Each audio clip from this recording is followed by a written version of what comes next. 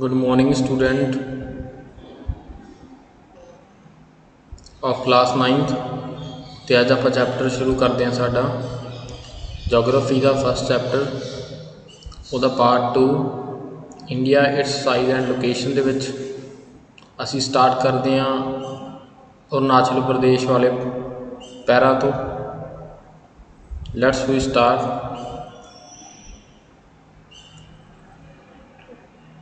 Student कल आप इतों तक पढ़िया सीगा कि फ्रॉम गुजरात के उपर वाली लाइन नॉर्थ साउथ एक्सटेंड, तो अज आप पढ़ना है फ्रॉम गुजरात टू अरुणाचल प्रदेश तो स्टार्ट करना।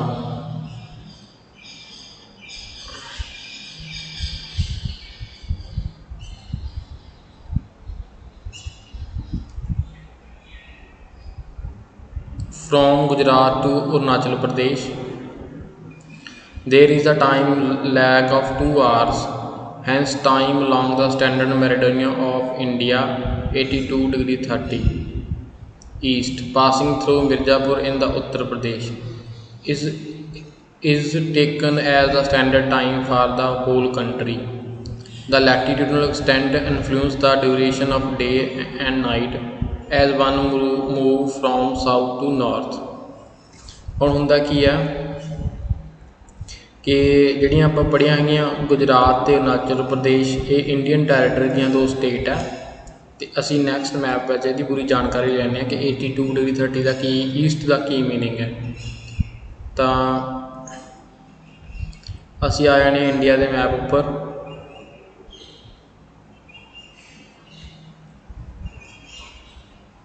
स्टूडेंट तुसीं इत्थे देख सकते हो कि जिहड़ी अरुणाचल प्रदेश स्टेट आ वो इस जगह के उपर है जिथे मैं क्लिक कर रहा, ये वाली 90 जिसे 97°25 लिखा, तो गुजरात इस साइड पर है। हुण की हुंदा हैगा कि इत्थों लैके इत्थों तक जिहड़ी डिग्रीज बनती आ वो डिग्री दे विच जिहड़ा एरिया बनता है 2933 किलोमीटर, वो जिहड़ा एरिया हैगा वो 30 डिग्री बनता, डिग्री दे विच 30 डिग्री बनता। तो मैं तुहानूं एक गल दस देवां कि जदों असीं 1 डिग्री ईस्ट वाली साइड में जाने तो टाइम जिहड़ा हैगा 4 डिग्री अगे हो जाता, सॉरी 4 मिनट अगे हो जाता। 1 डिग्री पासिंग करने नाल टाइम जोन जिहड़ा अगे हो जाता। तो हुण तुसीं देख सकते हो कि सूरज नूं अरुणाचल प्रदेश तो इत्थों पहुँचन लग्या, इत्थों लैके गुजरात तक इत्थे तक पहुँचन लग्या जिहड़ा हैगा 30 डिग्री का जिहड़ा फासला तय करना पैंदा। तो जे असीं 30 डिग्री नूं मल्टीप्लाई बाय 4 करते हैं 4 मिनट्स तो 120 मिनट बन गए। 120 मिनट का मीनिंग हैगा 2 घंटे। तां करके इन्हां दे टाइम जोन दे विच फर्क आ कि 2 घंटे सूरज जिहड़ा हैगा अरुणाचल प्रदेश दे विच पहलां चढ़ जांदा ते गुजरात दे विच इत्थे आ वाली स्टेट आ साडी गुजरात इत्थे लेट चढ़दा। फिर इस चीज़ नूं प्रॉब्लम नूं दूर करन लई फिर जिहड़े साडे जोग्राफिकली जॉर्जिस्ट सीगे उन्होंने की कीता हैगा एक स्टैंडर्ड मैथड कढ़िया कि जिद्दां असीं आर्क लगाने अपने डिवाइडर नाल या अपनी जो साडे कोल कंपास हुंदी आ उहदे नाल डिवाइडर ला के सेंटर कढ़ लिया इंडिया का सेंटर जित्थों निकलदा हैगा वो जो तुहानूं डॉटेड दे विच लाइन दिख रही है इनू ये है ये इंडिया का स्टैंडर्ड टाइम कढ़ लिया कि जिहड़ा टाइम इत्थे होऊगा वो सारे इंडिया के विच इक्को दा इक्वल मन्निया जाऊगा। जिवें कि ये जिहड़ा हैगा स्टैंडर्ड मैरिडियन ऑफ इंडिया ये 82°30 मीनस की आ कि जिहड़े साडे लॉन्गीट्यूड आ 0 डिग्री लैटीट्यूड तो लैके लॉन्गीट्यूड तो लैके 82°30 लॉन्गीट्यूड इत्थे आ जाता इधर तो लैके स्टार्ट तो लैके 0 डिग्री मतलब ग्रीन विच मतलब इंग्लैंड दे विच 0 डिग्री जिहड़ा मन्निया जांदा हैगा लॉन्गीट्यूड मन्निया जांदा उस तो साइड इधर नूं जदों पाई जांदे आ ਈਸਟ ਵਾਲੀ ਸਾਈਡ ਨੂੰ ਜਿੰਨੇ ਵੀ ਦੇਸ਼ ਆਉਂਦੇ ਆ ਉਹਨਾਂ ਦੀ ਮੈਜ਼ਰਮੈਂਟ ਇੱਦਾਂ ਕੀਤੀ ਜਾਂਦੀ ਆ। ਹੁਣ ਇੰਡੀਆ ਦਾ ਜਿਹੜਾ ਚੌੜਾਈ ਉਹ ਇੰਨੀ ਆ, ਉਹਦਾ ਸੈਂਟਰ ਜਦੋਂ ਆਪਾਂ ਕੱਢਿਆ ਤਾਂ ਇਹ ਇੱਕ ਡਿਗਰੀ ਆ ਗਈ 82 ਡਿਗਰੀ 30, ਅਤੇ ਇਹਦਾ ਜਿਹੜਾ ਸੈਂਟਰ ਨਿਕਲਿਆ ਹੈ ਇੰਡੀਆ ਦਾ, ਅਤੇ ਸੈਂਟਰ ਦੇ ਵਿੱਚ ਕੀ ਹੈਗਾ ਫਿਰ ਉਹਨਾਂ ਨੇ ਲਾਈਨ ਇਮੈਜਨਰੀ ਲਾਈਨ ਆ ਇਹ ਡਾਟਡ ਨਾਲ ਰੀਪ੍ਰਜੈਂਟ ਕੀਤੀ ਹੋਈ ਆ, ਅਤੇ ਇਹਦੇ ਨਾਲ ਇੰਡੀਆ ਦਾ ਸਟੈਂਡਰਡ ਟਾਈਮ ਜ਼ੋਨ ਬਣਦਾ ਹੈਗਾ। ਨੈਕਸਟ ਆਪਾਂ ਅੱਗੇ ਪੜ੍ਹਦੇ ਹਾਂ।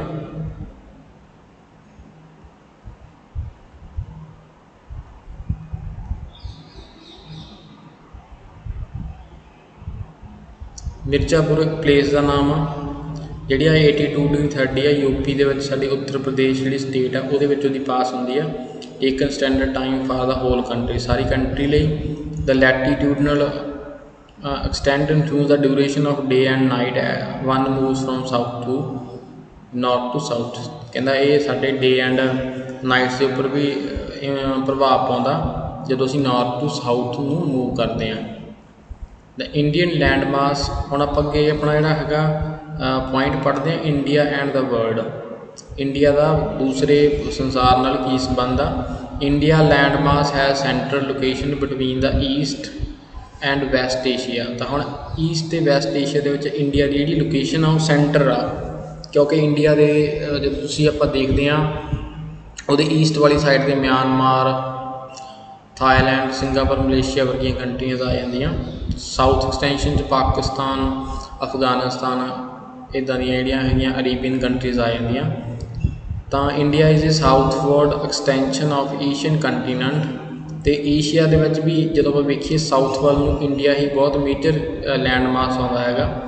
ਦਾ ਟਰਾਂਸ ਇੰਡੀਅਨ ਓਸ਼ਨ ਰੂਟਸ ਵਿਚ connect the country of Europe in the west and the country of east Asia provide a strategic central location to India. ਹੁਣ ਇੰਡੀਆ ਦੀ location ਇੱਦਾਂ ਦੀ ਆ ਕਿ ਇਹ ਯੂਰਪ ਨਾਲ ਵੀ ਜੁੜ ਜਾਂਦਾ ਇੱਧਰੋਂ ਵੈਸਟ ਵਾਲੀ ਸਾਈਡ ਤੋਂ, ਅਤੇ ਨਾਰਥ ਵਾਲੀ ਸਾਈਡ 'ਤੇ ਸੈਂਟਰਲ ਈਸਟ ਏਸ਼ੀਆ ਦੇ ਨਾਲ ਵੀ ਇਹਦਾ ਕਨੈਕਟ ਹੋ ਜਾਂਦਾ। ਕਈ ਚੀਜ਼ਾਂ ਫਿਰ ਇੱਥੋਂ ਪਾਸ ਹੋ ਕੇ ਲੰਘਦੀਆਂ ਹੈਗੀਆਂ। ਨੋਟ ਦੈਟ ਡੈਕਨ ਪੈਨਸੂਲਾ ਪ੍ਰੋਟਿਊਡਸ ਤੁਸੀਂ ਵਰਡ ਫਾਈਂਡ ਕਰਨਾ ਸਟੂਡੈਂਟ, ਆਹ ਵਾਲਾ ਵਰਡ ਤੁਸੀਂ ਫਾਈਂਡ ਕਰਨਾ, into the Indian Ocean thus helping India to establish close contact with Asia. ਤਾਂ ਜਿਹੜਾ ਇੰਡੀਅਨ ਓਸ਼ਨ ਆ ਉਹ ਹੈਲਪ ਕਰਦਾ ਹੈਗਾ ਕਨੈਕਸ਼ਨ ਬਣਾਉਣ ਲਈ, ਰਿਲੇਸ਼ਨ ਬਣਾਉਣ ਲਈ India to establish close contact with Asia, West Asia. ਤਾਂ ਵੈਸਟ ਏਸ਼ੀਆ ਨਾਲ ਸਾਡੇ ਸੰਬੰਧ ਬਣਦੇ ਜਿਹਨਾਂ 'ਚ ਮੈਂ ਤੁਹਾਨੂੰ ਦੱਸ ਚੁੱਕਿਆ ਕਿ ਸਾਡੇ ਕੋਲ ਸਿੰਗਾਪੁਰ, ਥਾਈਲੈਂਡ, ਮਲੇਸ਼ੀਆ ਵਰਗੀਆਂ ਕੰਟਰੀਆਂ ਨਾਲ ਕਨੈਕਟ ਹੁੰਦਾ। Frequent Europe from the western coast and with south east and east Asia from eastern coast. No other country has a long coastline on the Indian Ocean as India has indeed. It is India's eminent position of the Indian Ocean which justify the name of an ocean after it। ਤਾਂ ਇਹ ਆਪਾਂ ਪਹਿਲਾਂ ਪੜ੍ਹ ਲੈਂਦੇ ਹਾਂ, ਫਿਰ ਤੁਹਾਨੂੰ ਸਾਰਾ ਉਹਦੇ ਉੱਪਰ ਮੈਪ ਉੱਪਰ ਦਿਖਾਇਆ ਜਾਊਗਾ। Since the opening of the Suez Canal 1869, India distance from Europe has been reduced by 7,000 kilometre. ਹੁਣ ਅਸੀਂ ਇੱਥੇ ਦੇਖ ਸਕਦੇ ਹਾਂ ਸਾਡੇ ਕੋਲ ਰਸ਼ੀਆ ਦੀ ਸਭ ਤੋਂ ਵੱਡਾ ਜਿਹੜਾ ਹੈਗਾ United nation demographic year book world 7 largest country of the world. ਸਭ ਤੋਂ ਵੱਡੀ ਰਸ਼ੀਆ, ਦੂਸਰੇ ਨੰਬਰ 'ਤੇ ਕੈਨੇਡਾ ਦਾ ਖੇਤਰਫਲ ਬਹੁਤ ਵੱਡਾ, ਤੀਸਰੇ ਨੰਬਰ 'ਤੇ USA ਦਾ, ਚੌਥੇ ਨੰਬਰ 'ਤੇ ਚਾਈਨਾ ਦਾ, ਔਰ ਪੰਜਵੇਂ ਨੰਬਰ ਬ੍ਰਾਜ਼ੀਲ, ਛੇਵੇਂ ਨੰਬਰ 'ਤੇ ਆਸਟ੍ਰੇਲੀਆ ਦਾ, ਐਂਡ ਸੱਤਵੇਂ ਨੰਬਰ 'ਤੇ ਇੰਡੀਆ ਦਾ। ਕਿਉਂਕਿ ਦੇਖੋ ਆਸਟ੍ਰੇਲੀਆ ਕੰਟੀਨੈਂਟ ਵੀ ਆ ਔਰ ਇੱਕ ਕੰਟਰੀ ਵੀ ਆ। ਤਾਂ ਹੁਣ ਅਸੀਂ ਨੀਚੇ ਦੇਖਦੇ ਹਾਂ, ਜਿਹੜੀ ਅਸੀਂ ਗੱਲ ਪੜ੍ਹੀ ਆ ਕਿ ਇੰਪੋਰਟੈਂਸ ਕਿਉਂ ਆ ਇੰਡੀਆ ਦੀ, ਉਹ ਗੱਲ ਜਿਹੜੀ ਅਸੀਂ ਉੱਪਰ ਪੜ੍ਹ ਕੇ ਆਏ ਸਮਝਦੇ ਹਾਂ। ਹੁਣ ਦੇਖੋ ਇਹ ਸਿਰਫ ਇੰਡੀਆ ਦਾ ਮੈਪ ਦਿਖਾਇਆ ਹੋਇਆ ਹੈ, ਆਪਾਂ ਟ੍ਰੇਡ ਰੂਟ ਵਾਲਾ ਮੈਪ ਪੜ੍ਹਦੇ ਹਾਂ। ਨੈਕਸਟ ਸਾਡੇ ਕੋਲ ਹੈਗਾ,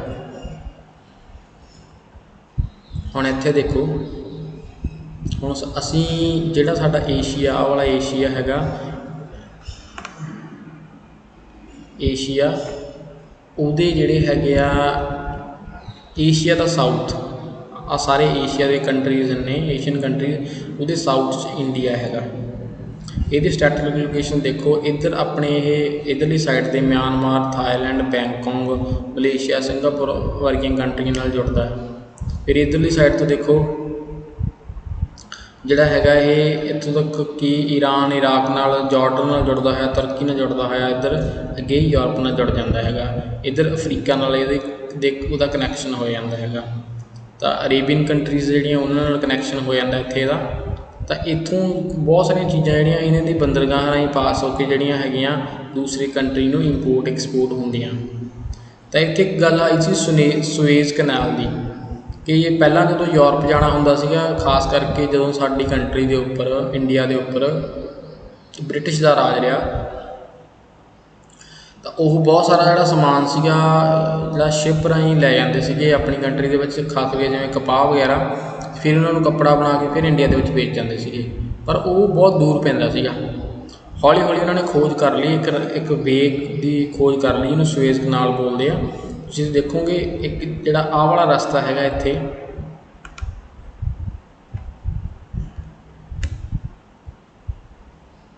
ਜਿੱਥੇ ਲਿਖਿਆ ਵਾ ਆਹ ਵਾਲਾ ਜਿਹੜਾ ਹੈਗਾ ਇਹ ਇੱਕ ਸੁਏਜ਼ ਕਨਾਲ ਆ, ਜਿੱਥੋਂ ਕੀ ਸੀਗਾ ਯੂਰਪ ਦੇ ਵਿੱਚ ਜਾਣਾ ਸੌਖਾ ਹੋ ਗਿਆ ਸੀ। ਪਹਿਲਾਂ ਜਿਹੜਾ ਹੈਗਾ ਅੰਗਰੇਜ਼ਾਂ ਨੂੰ ਇੰਡੀਆ ਤੋਂ ਇੱਧਰ ਦੀ ਹੋ ਕੇ, ਅਫਰੀਕਾ ਦੇ ਉੱਪਰ ਦੀ ਹੋ ਕੇ ਫਿਰ ਸਾਨੂੰ ਜਾਣਾ ਪੈਂਦਾ ਸੀਗਾ। ਬਟ ਸੁਏਜ਼ ਕਨਾਲ ਨਾਲ ਸੌਖਾ ਹੋ ਗਿਆ ਕਿ ਅੰਗਰੇਜ਼ ਇੱਥੋਂ ਹੀ ਟਰੈਵਲ ਕਰ ਸਕਦੇ ਸੀਗੇ ਆਪਣੀਆਂ ਕੰਟਰੀਆਂ ਦੇ। ਅਤੇ ਇਹਦੇ ਨਾਲ ਜਿਹੜਾ ਫਾਸਲਾ ਸੀਗਾ, ਦੂਰੀ ਸੀਗੀ 7000 ਕਿਲੋਮੀਟਰ ਘੱਟ ਹੋ ਗਈ। 7000 ਕਿਲੋਮੀਟਰ ਬਹੁਤ ਜ਼ਿਆਦਾ ਹੁੰਦੇ ਆ, ਅਤੇ 7000 ਕਿਲੋਮੀਟਰ ਘੱਟ ਹੋਣ ਨਾਲ ਹੁਣ ਅੰਗਰੇਜ਼ਾਂ ਨੂੰ ਸੌਖਾ ਹੋ ਗਿਆ ਸੀਗਾ ਕੋਈ ਵੀ ਚੀਜ਼ ਇੰਪੋਰਟ ਐਕਸਪੋਰਟ ਆਪਣੀ ਕੰਟਰੀ ਦੇ ਵਿੱਚ, UK ਦੇ ਵਿੱਚ ਇੰਪੋਰਟ ਐਕਸਪੋਰਟ ਕਰਨੀ। ਉੱਥੇ ਫੈਕਟਰੀਆਂ ਹੁੰਦੀਆਂ ਸੀ, ਲਿਵਰਪੂਲ, ਮਾਨਚੈਸਟਰ ਵਰਗੀਆਂ ਫੈਕਟਰੀਆਂ। ਉੱਥੇ ਕੀ ਕਰਦੇ ਸੀ, ਉਹ ਕੱਪੜਾ ਲੈ ਜਾਂਦੇ ਸੀ ਰॉ ਮਟੀਰੀਅਲ ਇੰਡੀਆ ਤੋਂ, ਔਰ ਫਿਰ ਉਹਨੂੰ ਸਪਿਨ ਕਰਕੇ, ਬੁਣ ਕੇ ਉਹਨਾਂ ਦਾ ਕੱਪੜਾ ਬਣਾ ਕੇ, ਰੂੰ ਲੈ ਜਾਂਦੇ ਸੀਗੇ, ਕਪਾਹ ਲੈ ਜਾਂਦੇ ਸੀਗੇ, ਅਤੇ ਫਿਰ ਉੱਥੇ ਬਣਾ ਕੇ ਉਹਨੂੰ, ਅਤੇ ਫਿਰ ਉਹ ਵੇਚ ਜਾਂਦੇ ਸੀ ਇੰਡੀਆ ਦੇ ਵਿੱਚ ਹੀ। ਇਸ ਕਰਕੇ ਇੰਡੀਆ ਦੇ ਜਿਹੜੇ ਸਾਰੇ ਉਦਯੋਗ ਸੀ ਤਬਾਹ ਹੋ ਰਹੇ ਸੀਗੇ। ਅਤੇ ਸਾਡੇ ਕੋਲ ਆਪਾਂ ਨੈਕਸਟ ਦੇਖਦੇ ਹਾਂ।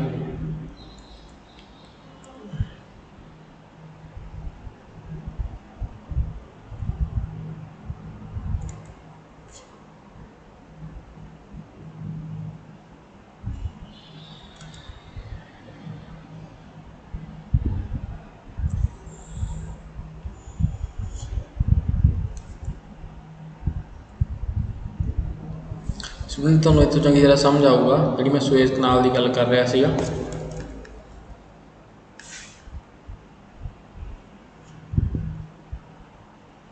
ਇੱਥੇ ਦੇਖੋ ਤੁਹਾਨੂੰ ਯੈਲੋ ਕਲਰ ਵਿੱਚ ਇੰਡੀਆ ਨਜ਼ਰ ਆ ਰਿਹਾ।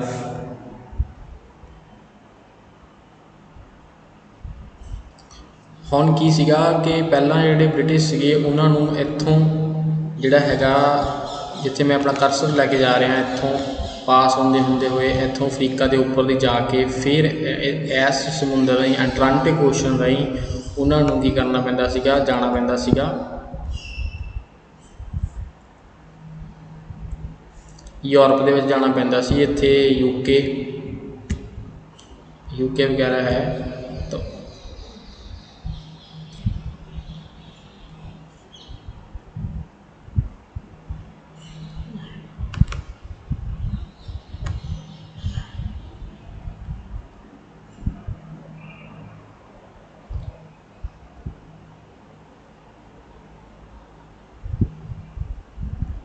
ਤਾਂ ਜਿੱਥੇ ਮੈਂ ਰਾਊਂਡ ਕੀਤਾ ਇਹ UK ਵਗੈਰਾ ਹੈਗਾ, ਤਾਂ ਇੱਥੇ ਸਮਾਨ ਲੈ ਕੇ ਜਾਣਾ ਪੈਂਦਾ ਸੀ। ਇੱਥੇ ਮੈਂ ਆਪਣਾ ਕਰਸਰ ਘੁਮਾ ਰਿਹਾ ਹੈਗਾ।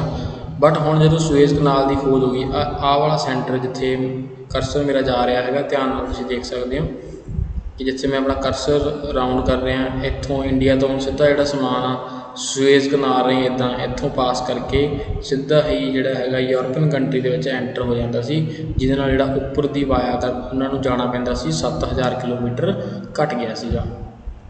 ਤਾਂ ਇਹ ਇਹਦੀ ਇੰਪੋਰਟੈਂਸ ਸੀਗੀ। ਨੈਕਸਟ ਪੜ੍ਹਦੇ ਹਾਂ ਆਪਾਂ।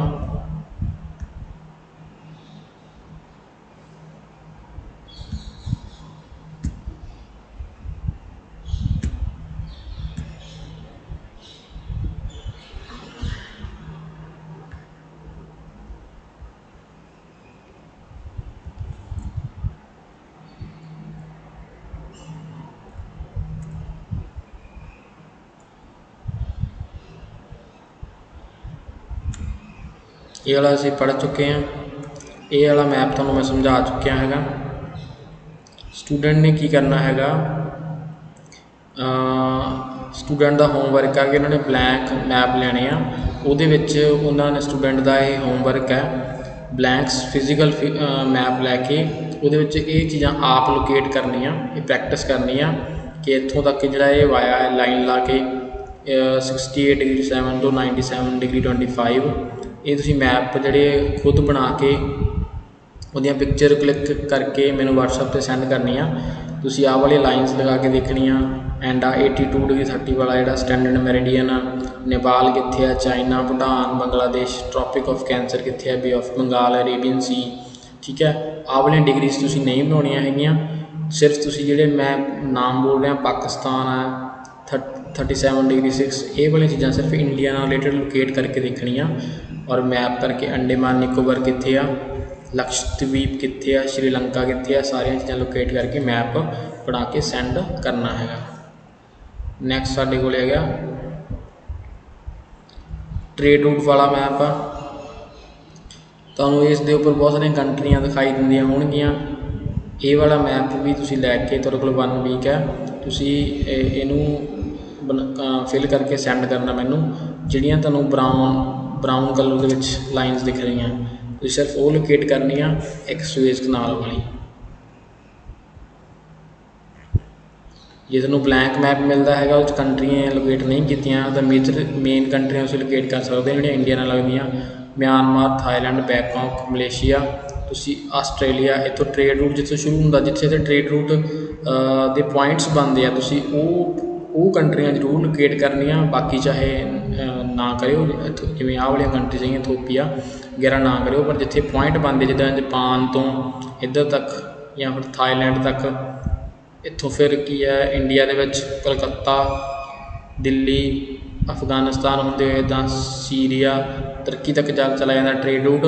ਜਾਂ ਆਹ ਜਿਹੜੀ ਡਾਰਕ ਬਲੂ ਡੋਟਡ ਲਾਈਨ ਹੈ ਇਹ ਤੁਸੀਂ ਜ਼ਰੂਰ ਲੋਕੇਟ ਕਰਨੀ ਆ ਕਿਉਂਕਿ ਸੂਏਜ਼ ਕਨਾਲ ਨੂੰ ਸ਼ੋ ਕਰਦੀ ਆ।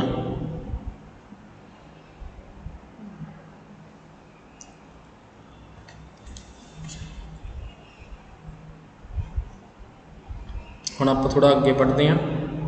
ਤੁਹਾਡੇ ਕੋਲ ਹੁਣ ਹੋਮਵਰਕ 1 ਵੀਕ ਦਾ ਹੈਗਾ ਕਿ ਤੁਸੀਂ 2 ਮੈਪ ਆ ਜਿਹੜੇ ਉਹ ਮੈਨੂੰ ਫਿਲ ਕਰਕੇ ਸਬਮਿਟ ਕਰਵਾਉਣੇ ਹੈਗੇ ਆ। ਜਦੋਂ when you will come to the school you will deposit physically your map by hand and before you will submit me only by clicking picture. You can send me your homework, completed homework. Now let's start further. India contact with the world have continued through ages, but her relation through land routes and much older than her maritime contacts.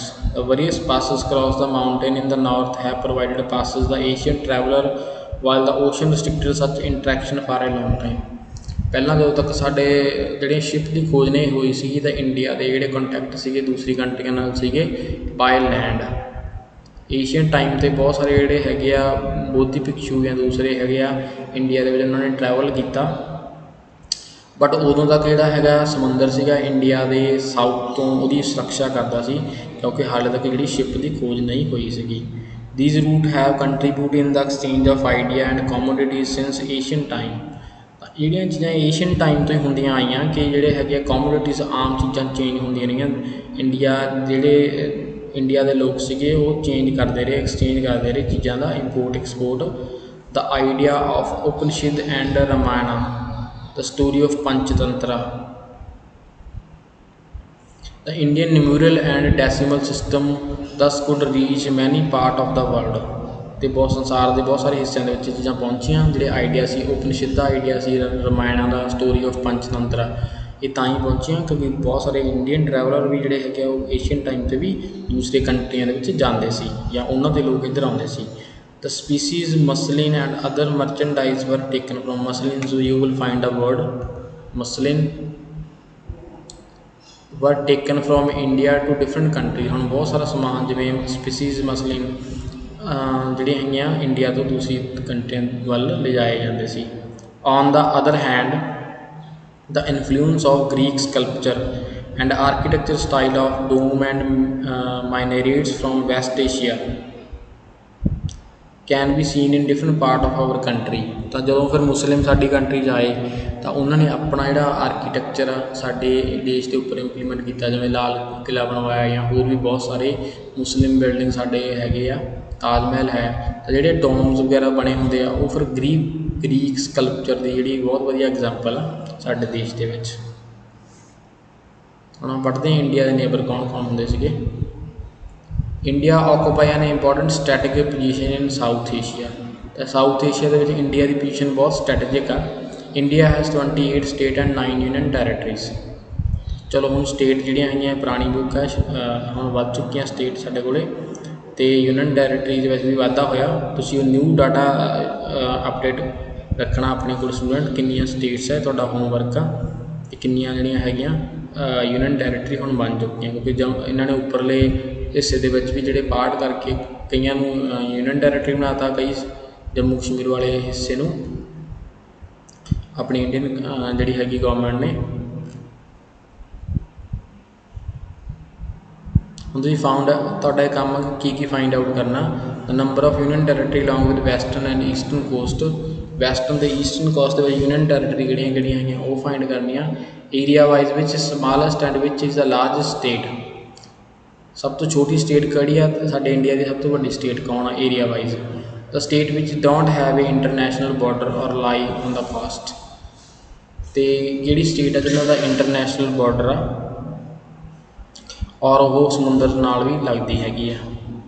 Classify the state into 4 group each having common frontier with Pakistan, China, Myanmar and Bangladesh.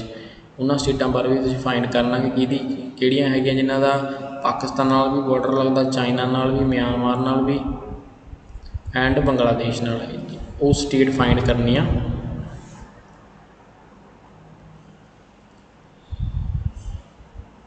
India share it's land boundary with Pakistan, Afghanistan in north West.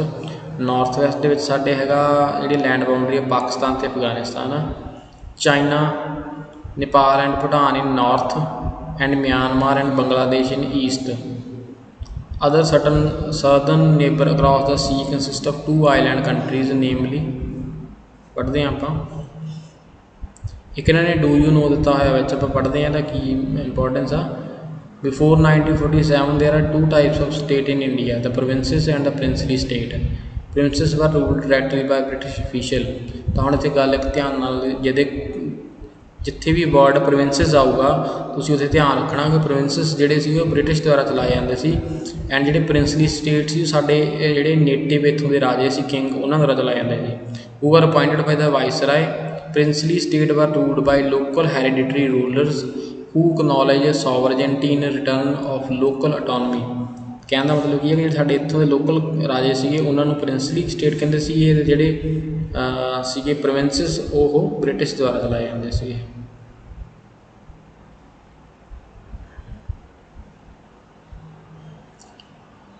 Next ਸਾਡੇ ਕੋਲ ਇੱਕ ਤੁਸੀਂ map ਦੇਖ ਸਕਦੇ ਹੋ, ਇਹਦੇ ਵਿੱਚ ਸਾਰੀਆਂ ਸਟੇਟ ਦਿੱਤੀਆਂ ਹੋਈਆਂ। ਸਟੂਡੈਂਟ ਨੇ ਇੱਕ ਹੋਰ ਮੈਪ ਬਲੈਂਕ ਲੈਣਾ ਹੈਗਾ ਔਰ ਉਹਦੇ ਵਿੱਚ ਸਾਰੀਆਂ ਸਟੇਟ ਲਰਨ ਕਰਨੀਆਂ ਕਿ ਕਿਹੜੀ ਸਟੇਟ ਕਿੱਥੇ ਆ।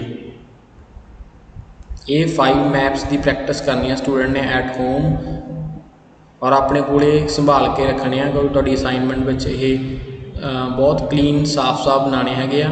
ਤੁਸੀਂ 5 ਮੈਪਸ ਕੰਪਲੀਟ ਕਰਨੇ ਆ। ਅਫਗਾਨਿਸਤਾਨ ਕਿੱਥੇ ਆ, ਤਜ਼ਾਕਿਸਤਾਨ ਕਿੱਥੇ ਆ, ਇੱਦਾਂ ਦਾ ਹੀ ਬਲੈਂਕ ਮੈਪ ਲੈਣਾ। ਪੋਲੀਟੀਕਲ ਜਿਹੜਾ ਹੈਗਾ ਵਾਲਾ ਪਾਕਿਸਤਾਨ, ਟ੍ਰੋਪਿਕ ਆਫ ਕੈਂਸਰ ਕਿੱਥੇ ਆ, ਅਰੇਬੀਅਨ ਸੀ, ਐਂਡ ਸਾਰੀਆਂ ਦੀਆਂ ਸਾਰੀਆਂ ਜਿਹੜੀਆਂ ਸਟੇਟ ਹੈਗੀਆਂ ਜੰਮੂ ਕਸ਼ਮੀਰ, ਲੱਦਾਖ, ਨਿਊ ਇੱਥੇ ਮੈਪ ਅਪਡੇਟ ਕੀਤਾ ਹੋਇਆ, ਹਿਮਾਚਲ ਪ੍ਰਦੇਸ਼ ਕਿੱਥੇ ਆ, ਸਾਰੀਆਂ ਸਟੇਟ ਜਿਹੜੀਆਂ ਹੈਗੀਆਂ ਤੁਸੀਂ ਲੋਕੇਟ ਕਰਨੀਆਂ 5 ਮੈਪਸ ਦੇ ਵਿੱਚ। 5 ਮੈਪਸ ਤੁਸੀਂ ਫਿਲ ਕਰਨੀਆਂ ਬਾਏ ਯੋਰ ਸੈਲਫ। ਇਹ ਤੁਹਾਡਾ ਹੋਮਵਰਕ ਆ।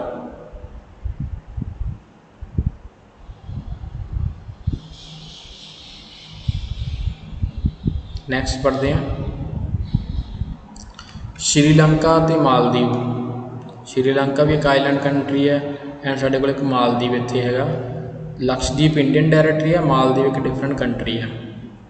ਤਾਂ Maldives Sri Lanka is separate from India by narrow channel of sea formed by the Palk strait. ਇਹਨੂੰ ਪਾਕ ਸਟੇਟ ਕਹਿੰਦੇ ਆ। ਇੰਡੀਆ ਨਾਲੋਂ ਵੱਖਰਾ ਹੋ ਜਾਂਦਾ ਇਹ ਜਿਹੜਾ ਹੈਗਾ ਸ਼੍ਰੀਲੰਕਾ।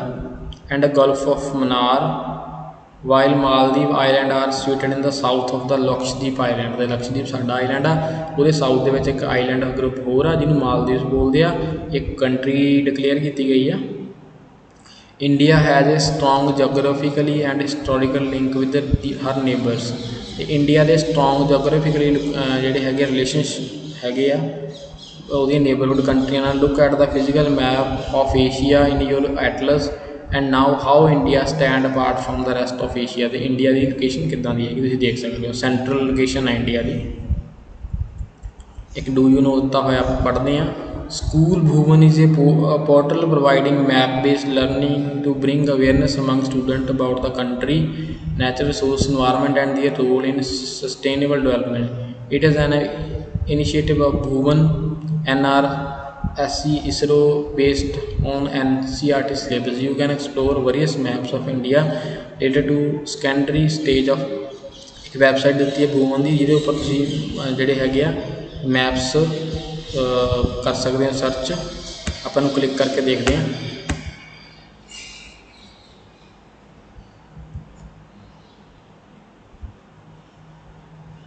ਉਹਨਾਂ 'ਚ ਨੀਚੇ ਅਸੀਂ ਬਾਕੀ ਰਹਿੰਦਾ ਪੜ੍ਹਦੇ ਹਾਂ। ਇਹਦੇ ਨਾਲ ਹੀ ਆਪਣਾ ਜਿਹੜਾ ਹੈਗਾ ਚੈਪਟਰ ਕੰਪਲੀਟ ਹੁੰਦਾ।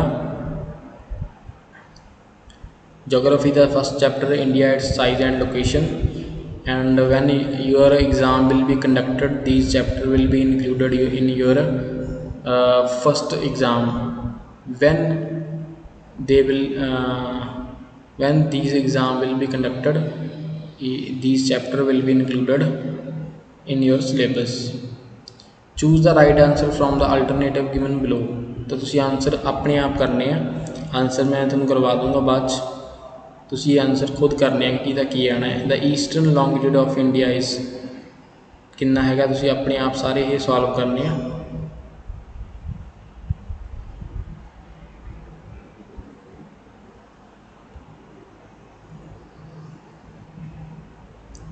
ਇਹਦੇ ਨਾਲ ਹੀ ਆਪਣਾ ਚੈਪਟਰ ਖਤਮ ਹੁੰਦਾ ਹੈ। Thank you very much, keep watching EH Moga. ਆਹ ਵਾਲੀ ਸਾਈਟ ਹੈ ਜਿਹੜੇ ਸਾਰੇ ਮੈਪ ਤੁਸੀਂ ਦੇਖ ਸਕਦੇ ਹੋ। ਅਤੇ ਆਪਣਾ ਜੋਗਰਾਫੀ ਦਾ ਚੈਪਟਰ ਜਿਹੜਾ ਹੈ ਕੰਪਲੀਟ ਹੋ ਚੁੱਕਿਆ।